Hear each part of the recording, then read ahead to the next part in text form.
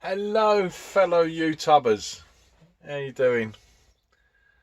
Well, it's been a while, isn't it? All this lockdown business. Hope you're all keeping safe and well. Oh, Corona. Well, um, seen lots of videos. Obviously, we've been isolating. Everyone's isolating, aren't they? Um, and yeah, seen lots of YouTube videos using clickbait. Van life is over. All this business. You know what I mean? But we've got to try and keep busy.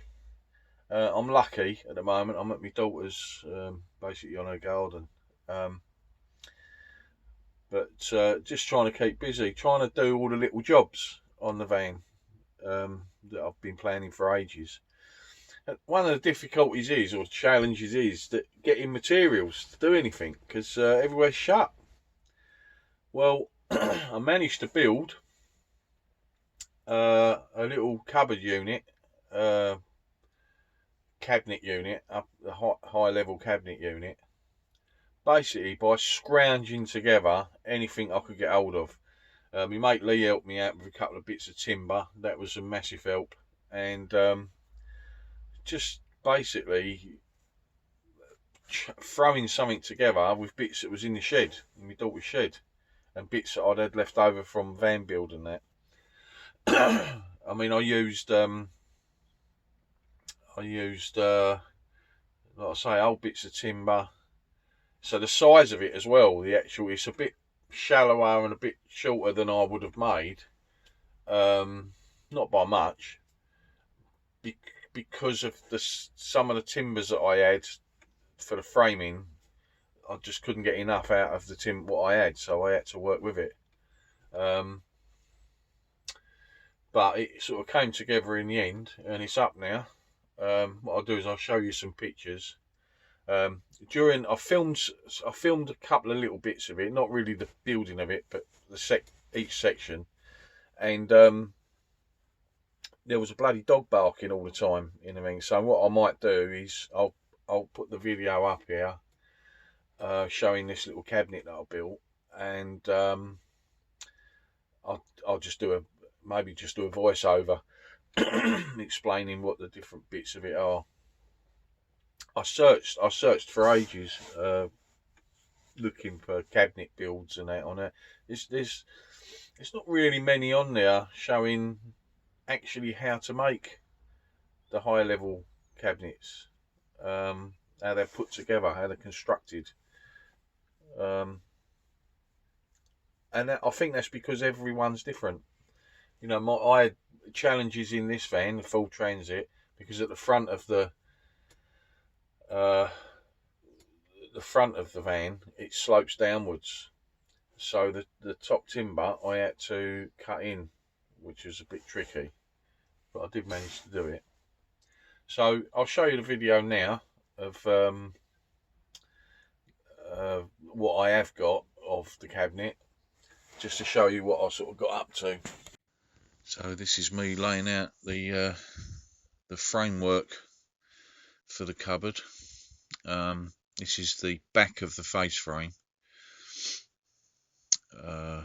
It's made up of 3x1 lengths. That piece there is what's going to be used to attach it to a fixing to the ceiling, although that comes off later.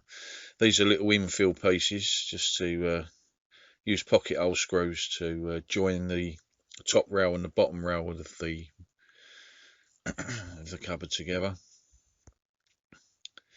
Again, this is it with the infill bits in there. It's only about 11 inches deep, but there's going to be some battens on the back of that. 3 of those battens there, so that the dividers come off of the back of that towards the side of the van. You can see the top rail there, the front of the transit ceiling slopes downwards, and I've had to cut that in, to a slope. And there's going to be an attachment at the front there that's going to go into the bulkhead above the cab. So yeah, I've managed to get the right angle there. Not easy, but I managed to do it.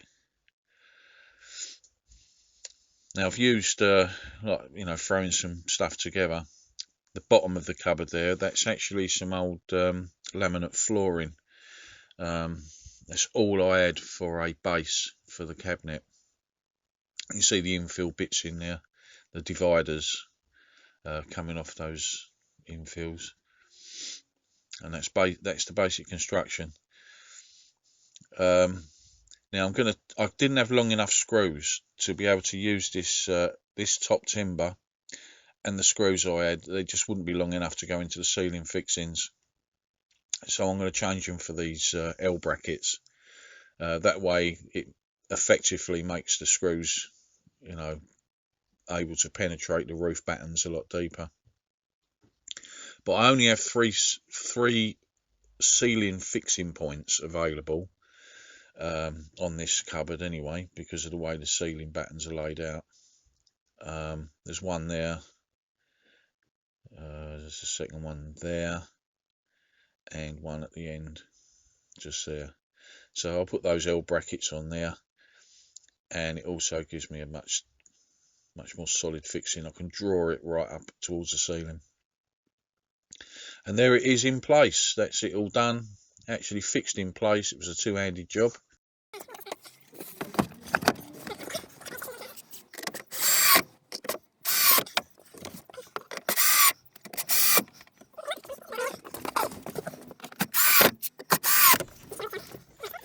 So that was a little snippet of my cabinet.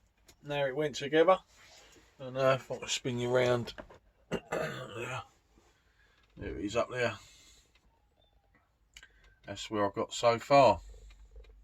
God, I'll tell you what, this place is a mess. I've got stuff everywhere, but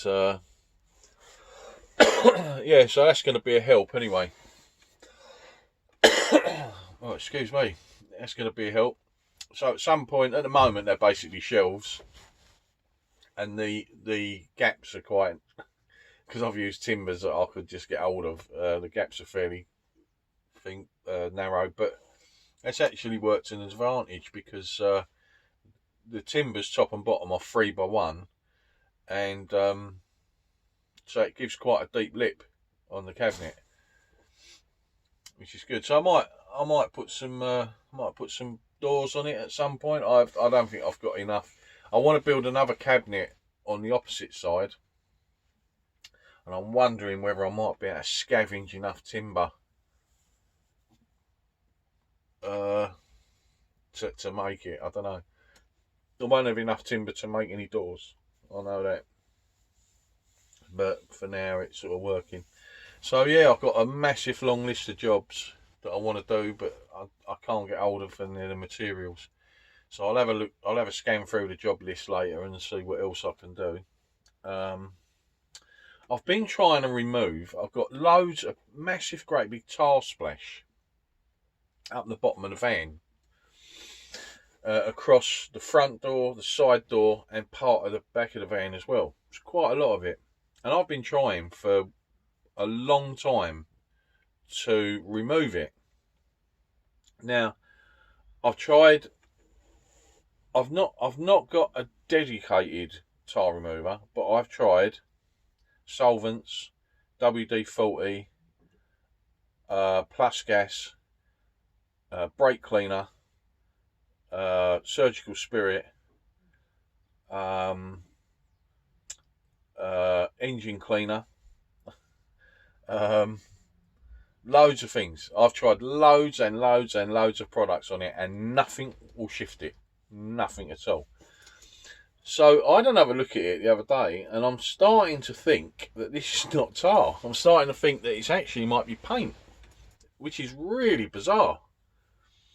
Like black paint. I picked some of it off with me now. I looked, I thought, it just doesn't feel like tar. Imagine picking off old beaded paint, and it's not rubbery. It's paint will sort of goes brittle and it snaps. So I think it's paint. So I might have to rethink that. But I really want to. I really want to completely respray the outside of the van. That's what I really would like to do. Not a clue what to do, how to do it. Never sprayed anything like that in my life. I've done a couple of little tiny spray jobs with a can. I've got nowhere inside to do it. I haven't got the money to pay someone to do it. So I'm going to have to learn quickly. I'm going to have to learn how to spray, how to prepare the van, how to spray it, masking it all up, everything. I'm going to have to learn everything. And then just try and do it. Not really worried about the roof. Just want to do the outside. I want to change the colour as well. So any tips and advice on spraying would be really helpful, especially spraying outdoors. I haven't got any covering. It'll have to be literally out in the open. And with lots of bugs and bits of grit and all that getting all over it. But it is what it is, So anyway, I just thought I'd update you guys. And I really do, and I mean it.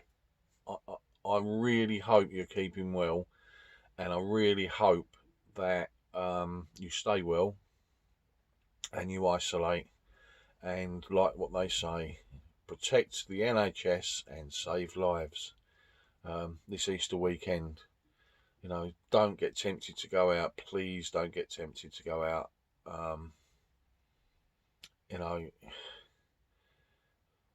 It is tempting with the nice weather, Easter and all that. Just stay indoors and keep safe. I live in the Essex area. If I can help anyone out, if I can, I don't know, be of any sort of help at all, please let me know. I'll see what I can do. Anyway, stay safe, guys. Speak to you soon. Love you all. Ta-ra.